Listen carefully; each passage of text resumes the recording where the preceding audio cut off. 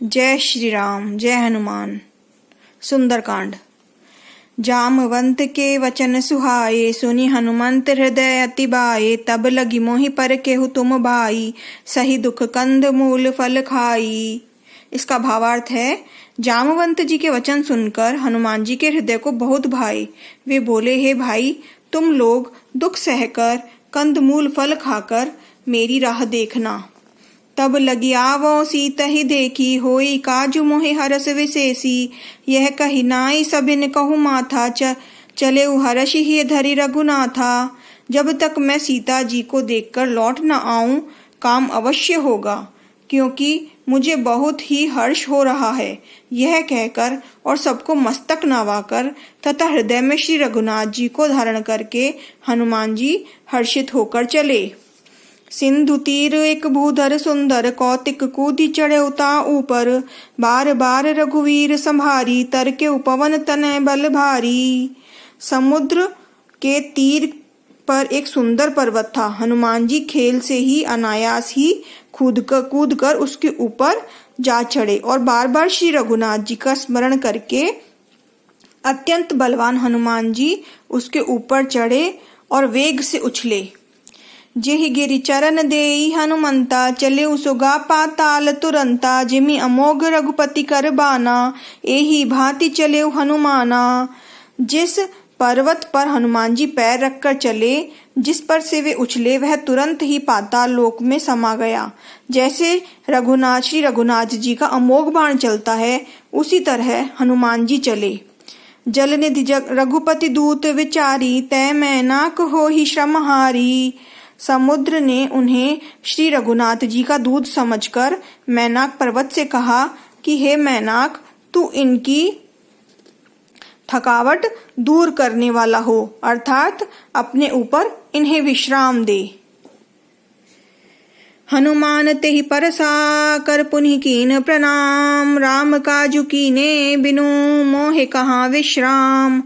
हनुमान जी ने उसे हाथ से छू दिया, फिर प्रणाम करके कहा, भाई, श्री रामचंद्र जी का काम किए बिना मुझे विश्राम कहाँ।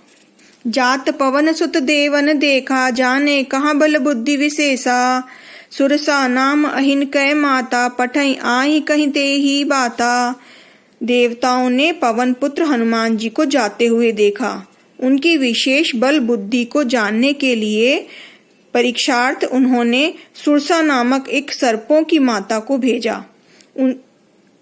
उसने आकर हनुमान जी से यह बात कही, आज सुरन मोहि दीन आहारा, सुनत वचन कह पवन कुमारा। राम काजु करि फिर मैं आवो, सीता कई सुधि प्रभु ही सुनावो। कि आज देवताओं ने मुझे भोजन दिया है। यह वचन सुनकर पवन कुमार हनुमान जी ने कहा, श्री राम जी का कार्य करके मैं लौट आऊं और सीता जी की खबर प्रभु जी को सुना दूं। तब तब बदन पठयू आई, सत्य कहई मोहि जान दे माई। कब नेहु जतन देई नहीं जाना, ग्रस से न मोहि कहेउ हनुमाना। तब मैं आकर तुम्हारे मुंह में घुस जाऊंगा, तुम मुझे खा लेना। हे माता, मैं सत्य कहता हूँ, अभी मुझे जाने दें। जब किसी भी उपाय से उसे जाने नहीं दिया, तब हनुमान जी ने कहा, तो फिर मुझे खा न ले। जो जन भरि तेहि बदुन पसारा, कपिक तनु कीन दुगुन विस्तारा। 16 जोजन मुख तेहि दयऊ, तुरत पवन सुत 32 भयऊ। उसने योजन भर 4 कोसों में मुंह फैलाया। तभी हनुमान जी ने उनके ऊपर शरीर को उससे दूना बढ़ा लिया। उसने 16 योजन मुख किया। हनुमान जी तुरंत ही 32 योजन के हो गए। जस जस सुरसा बदन बढ़ावा, तासु दून कपि रूप दिखावा। 7 जोजन तेहि आनन कीना, अति लघु रूप पवन सुत लीना। जैसे जैसे सुरसा मुख का विस्तार बढ़ाती थी, हनुमान जी उसका धून रूप दिखलाते थे। उसने 100 योजन यानी 400 कोस का मुंह किया। तब हनुमान जी बहुत छोटे रूप को धारण कर लिया। बदन पठई पुनि बाहिर आवा, मागा विधाता ही सिर नावा। मोहि सुरन जहि लागी पठावा, बुद्धि बल मर्मु तोर मैं पावा।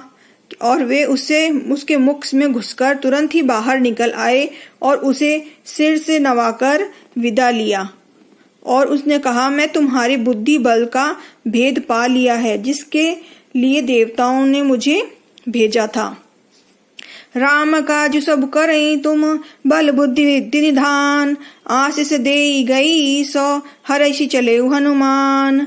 तुम श्री राम जी का कार्य सब करोगे, क्योंकि तुम बल और बुद्धि के भंडार हो। यह आशीर्वाद देकर वह चली गई। तब हनुमान जी हर्षित होकर चले। निश्चर एक सिंधु मह रहई, करी माया नभ के खग गहई, जीव जंतु जे गगन उड़ाई, तब विलोक तिनके परछाई। समुद्र में एक राक्षसी रहती थी। वह माया करके आकाश में उड़ते हुए पक्षियों को पकड़ लेती थी। आकाश में जो जीव जंतु उड़ा करते थे, वह जल से उनकी परछाई देखकर गहई छाह सक सो न उड़ाई, एहि विधि सदा गगन चर खाई। सोई छल हनुमान कह कीन्हा, तासुक कपटु कपि तुरत ही चीन्हा। उस परछाई को पकड़ लेती थी, जिससे वे उड़ नहीं सकते थे और जल में गिर पड़ते थे। इस प्रकार वह सदा आकाश में उड़ने वाले जीवों को खाया करती थी। उससे वही छल हनुमान जी के साथ किया। हनुमान जी ने तुरंत ही उसका कपट पहचान लिया। ताहि मारी मारुत सुत बीरा, बार दिमार गए मति धीरा। तहाँ जाई देखी वन शोभा, गुंजत चंचरीक मधुलोभा। पवन पुत्र धीर बुद्धि वीर हनुमान जी उसको मारकर समुद्र के पार गए। वहां जाकर उन्होंने वन की शोभा देखी। मधु पुष्प रस के लोभ से भंवरे गुंजर कर रहे थे। नाना तरुफल फूल सुहाए, खगमग वृंद देखी सब भाए। शैल विशाल देखी सब एक आगे, तापर धाई चढ़े उभय त्यागे। अनेकों प्रकार के वृक्ष फल फूल से शोभित हैं। पक्षी और पशुओं के समूह देखकर तो वे मन में बहुत ही प्रसन्न हुए। सामने एक विशाल पर्वत देखकर हनुमान जी भय त्याग कर उस पर दौड़कर जा चढ़े। उमा न कछु कपि के अधिकाई, प्रभु प्रताप जो कालहि खाई। गिरि पर चढ़ी लंका तेहि देखी, कही न जाई अति दुर्ग विशेषी। शिव जी कहते हैं, हे उमा, उसने वानर हनुमान जी कुछ बड़ाई नहीं है। यह प्रभु का प्रताप है जो काल को भी खा जाता है। पर्वत पर चढ़कर उन्होंने लंका देखी। बहुत ही बड़ा किला है, कुछ कहा नहीं जा सकता। अति उत्तंग जल निधि चासु पासा, कनक कोट कर परम प्रकाशा। वह अत्यंत ऊंचा है, उसके चारों ओर समुद्र है। सोने के परकोटे चार दीवारी का परम प्रकाश हो रहा है। कनक कोट विचित्र मुनिकृत सुंदरा, इतना घना चौहट्ट हट्ट सुभट्ट वीथी, चारु पुरबुधु विधि घना। गजबाजी खच्चर निकर पदचर, रुथ बुरबूथि को गने। बहुरूप निश्चर जूथ, अति बल सेन बरनत नहीं बने। विचित्र मणियों से जड़ा हुआ सोने का परकोटा है। उसके अंदर बहुत से सुंदर सुंदर घर हैं। चौराहे, बाजार, सुंदर मार्ग और गलियां हैं। सुंदर नगर बहुत प्रकार से सजा हुआ है। हाथी, घोड़े, खच्चरों के समूह तथा पैदल और रथों के समूहों को कौन गिन सकता है। अनेक रूपों के राक्षसों के दल हैं। उनकी अत्यंत बलवती सेना वर्णन करते नहीं बनती। वनवाग उपवन वाटिका, सरकूप बापी सोहहि, नर नार सुर गंधर्व कन्या, रूप मुनि मन मोहहि। कहुमाल देह विशाल शैल समाल, अति बल गर्जहि। नाना अखारे बिरनि, बहुविधि एक एकन तरजहि। वन, बाग, उपवन, बगीचे, फुलवाड़ी, तालाब, कुएं और बाल बगिया सुशोभित हैं। मनुष्य, नाग, देवताओं और गंधर्वों की कन्याएं और उनसे सौंदर्य के मुनियों से भी मनों को मोह लेती हैं। कहीं पर्वतों के समान विशाल शरीर वाले बड़े ही आकार के मल्ल पहलवान गरज रहे हैं। वे अनेकों अखाड़ों में बहुत प्रकार से भिड़ते और एक दूसरे को ललकारते हैं। करि जतन भट कोटिन विकट तन नगर चहु निशिचर रच्छहि कहु मनीष मनुष्य धेनु खर अज खल निशाचर बच्चहि एहि लागी तुलसीदास इनकी कह कथा कछु एक ही रघुवीर सर तीरथ सिरहि त्यागहि गर्जहि संसहि। भयंकर शरीर वाले करोड़ों योद्धा यत्न करके बड़ी सावधानी से नगरी की चारों दिशाओं पर की ओर से रखवाली करते हैं। कहीं दुष्ट राक्षस भैंसों, मनुष्यों, गायों, गधों और बकरों को खा रहे हैं। तुलसीदास जी इनकी कथा इसलिए थोड़ी सी कही है कि ये निश्चय ही श्री रामचंद्र जी के बाण रूपी तीर्थ में शरीर को त्याग कर परम गति पाएंगे। पुर रखवारे देखी बहु कपि मन कीन विचार अति लघु रूप धरो निसी नगर करो पैसार। नगर के बहुसंख्यक रखवालों को देखकर हनुमान जी ने मन में विचार किया कि अत्यंत छोटा रूप धरूं और रात के समय नगर में प्रवेश करूं। मसक समान रूप कपि धरहि लंकहि चले सुमिर कर न रही अति नाप नाम लंकिनी एक निश्चरी सोकर चलहि मोहि निंदरी।